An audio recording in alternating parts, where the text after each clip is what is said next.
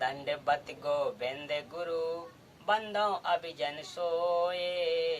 पहले भये प्रणाम तिन नमो जो आगे होए। गुरु को कीजे दंडवत कोट कोट प्रणाम। कीट न जाने ब्रंग को यो गुरु कर आप समान। सत साहिब। हाथ श्रोता बंधु, आज मैं आप लोगों के सामने धर्मदास जी को सतलोक में ले जाना, यही कथा रखने का प्रयास कर रहा हूँ। अभी मजा आएगा ना भिड़ो। धर्मदास जी बांधवगढ़ पहुंचा। उस समय बहुत रो रहा था। घर में प्रवेश करके मोह के बाल गिरकर फूट फूट कर रोने लगा। उसकी पत्नी का नाम आमनी देवी था। अपने पति को रोते देखकर तथा समय से पूर्व वापस लौटा देखकर मन मन में विचार किया कि लगता है भक्त जी को किसी ने लूट लिया है। धन न रहने के कारण वापस लौट आया है। धर्मदास जी के पास बैठकर अपने हाथों आंसू पोंछती हुई बोली, क्यों कच्चा मन कर रहे हो? कोई बात नहीं, किसी ने आपकी यात्रा का धन लूट लिया। आपके पास धन की कमी थोड़ी है, और ले जाना। अपनी तीर्थ यात्रा पूरी करके आना। मैं मना थोड़ी करूंगी। कुछ देर बाद दृढ़ मन करके धर्मदास जी ने कहा कि आमनी देवी, यदि रुपए पैसे वाला धन लुट गया होता तो मैं और ले जाता। मेरा मन ऐसा लुट गया है जो शायद अब नहीं मिलेगा। वह मैंने अपने हाथों अपनी मूर्खता से गमाया है। जिंदा महात्मा से हुई सर्व ज्ञान चर्चा तथा जिंदा बाबा से सुनी सृष्टि रचना आमनी देवी को सुनाया। सर्व ज्ञान प्रमाणों सहित देखकर आमनी ने कहा कि सेठ जी, आप तो निपुण व्यापारी थे, कभी घाटे का सौदा नहीं करते थे। इतना प्रमाणित ज्ञान फिर भी आप नहीं माने। साधु को तो नाराज होना ही था। कितनी बार आपको मिले बच्चे की तरह समझाया, आपने उस दाता को क्यों ठुकराया? धर्मदास ने कहा कि आमनी, जीवन में पहली बार हानि का सौदा किया है। यह हानि अब पूर्ति नहीं हो पाएगी। वह धन नहीं मिला तो मैं जीवित नहीं रह पाऊंगा। 6 महीने तक परमेश्वर जिंदा नहीं आए। धर्मदास रो रो अकुलाए। खाना नाम मात्र रह गया। दिन में कई कई बार घंटों रोना। शरीर सूख कर कांटा हो गया। एक दिन धर्मदास जी से आमनी देवी ने पूछा कि हे स्वामी, आपकी यह हालत मुझसे देखी नहीं जा रही है। आप विश्वास रखो, जब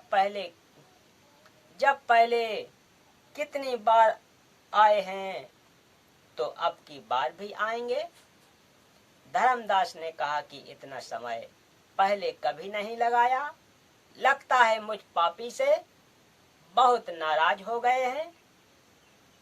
बात भी नाराजगी की है। मैं महामूर्ख हूँ आमनी देवी। अब मुझे उनकी कीमत का पता चला है। भोले भाले नजर आते हैं, वे परमात्मा के विशेष कृपा पात्र हैं। इतना ज्ञान देखा ना सुना। आमनी ने पूछा कि उन्होंने बताया हो कि मैं कैसे कैसे मिलते हैं, कहाँ कहाँ जाते हैं। धर्मदास जी ने कहा कि वे कह रहे थे कि मैं वहां अवश्य जाता हूँ जहां पर धर्म भंडारे होते हैं। वहां लोगों को ज्ञान समझाता हूँ। आमनी देवी ने कहा कि आप भंडारा कर दो, हो सकता है कि जिंदा बाबा आ जाएं। धर्मदास जी बोले कि मैं तो 3 दिन का भंडारा करूंगा। आमनी देवी पहले तो कंजूसी करती थी।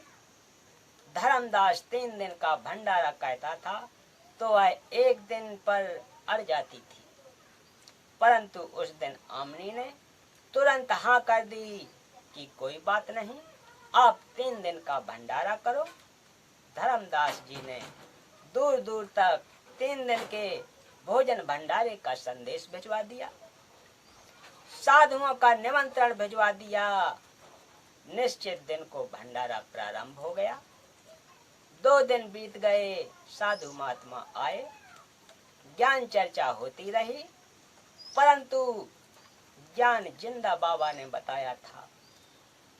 परंतु जो ज्ञान जिंदा बाबा ने बताया था उसका उत्तर किसी के पास नहीं पाया।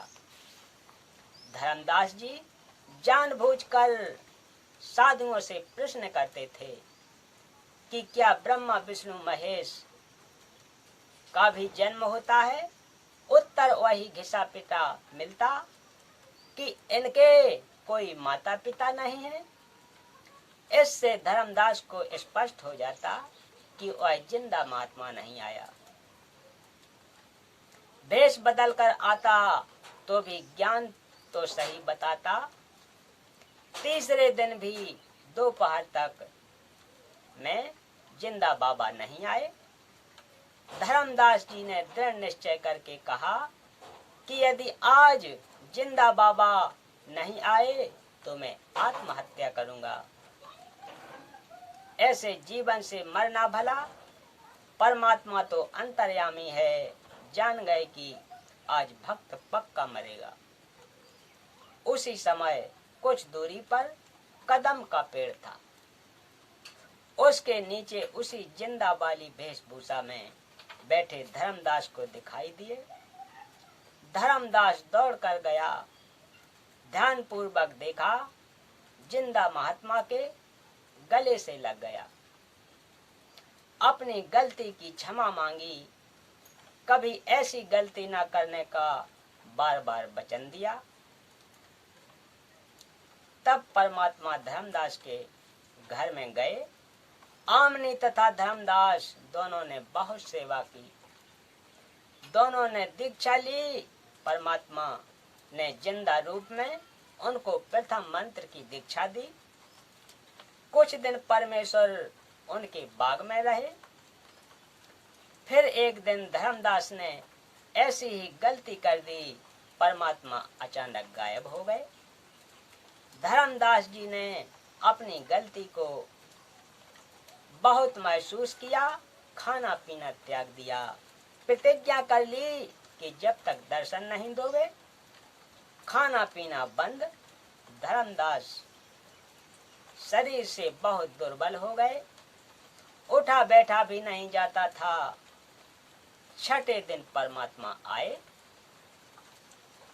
धर्मदास को अपने हाथों उठाकर गले से लगाया, अपने हाथों खाना खिलाया। धर्मदास ने पहले चरण धोकर चरणामृत पिया। फिर ज्ञान चर्चा शुरू हुई। धर्मदास जी ने पूछा कि आप जी को इतना ज्ञान कैसे हुआ? परमेश्वर जी ने कहा कि मुझे सतगुरु मिले हैं, वे काशी शहर में रहते हैं, उनका नाम कबीर है। वे तो स्वयं परमेश्वर हैं, सतगुरु का रूप बनाकर लीला कर रहे हैं, जुलाहे का कार्य करते हैं। उन्होंने मुझे सतलोक दिखाया, वह लोक सबसे न्यारा है। वहां जो सुख है वह स्वर्ग में भी नहीं है।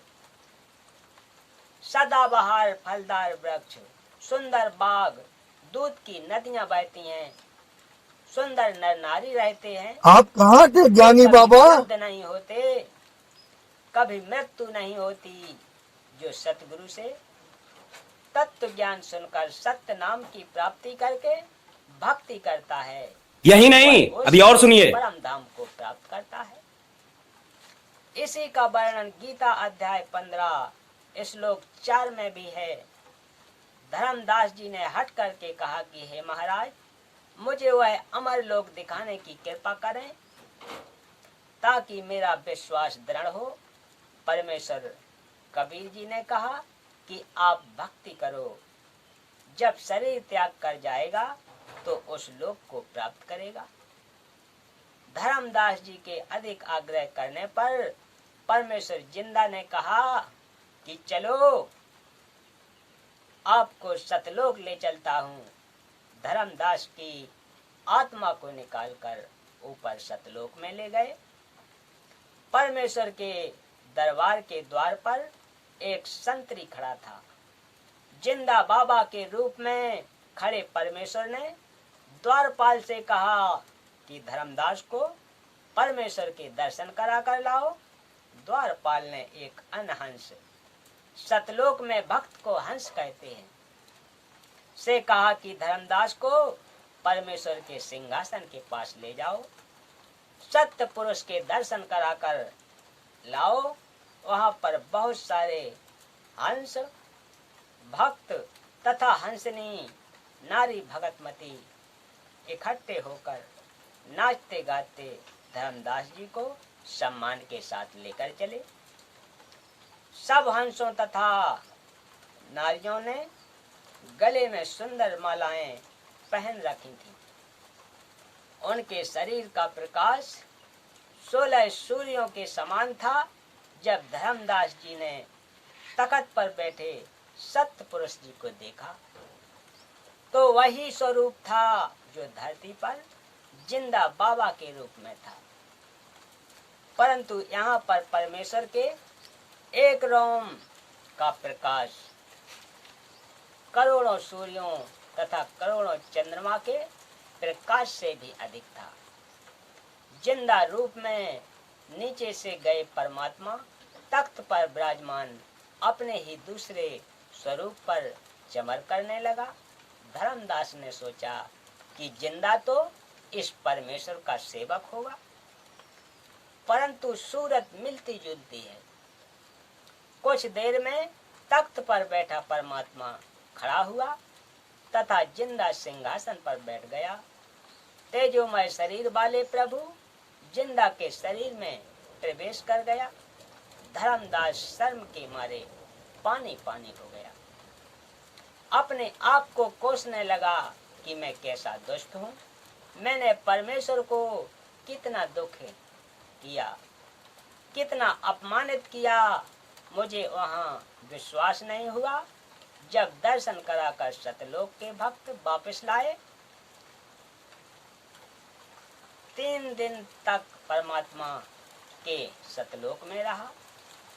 उधर से धर्मदास को 3 दिन से अचेत देखकर घर गांव तथा रिश्तेदार मित्र बांधवगढ़ में धर्मदास जी के घर पर इकट्ठे हो गए। कोई झाड़ फूंक करा रहा था, कोई वैद्य से उपचार करा रहा था, परंतु सब उपाय व्यर्थ हो चुके थे। किसी को आशा नहीं रही थी कि धर्मदास जिंदा हो जाएगा। तीसरे दिन परमात्मा ने उसकी आत्मा को शरीर में प्रवेश कर दिया। धर्मदास जी को उस बाग से उठाकर घर ले गए थे, जहां से परमात्मा उसको सतलोक लेकर गए थे। धर्मदास सचेत हो गया था। धर्मदास जी को सचेत होते ही उस बाग में उसी स्थान पर गए तो वही परमात्मा जिंदा बाबा के रूप में बैठे थे। धर्मदास जी चरणों में गिर गए और कहने लगे कि हे प्रभु, मुझ अज्ञानी को क्षमा करो। अब गुण मेरे बापूजी बख्शो गरीब नवाज, जो मैं पूत कपूत हूँ बहुर पिता को लाज।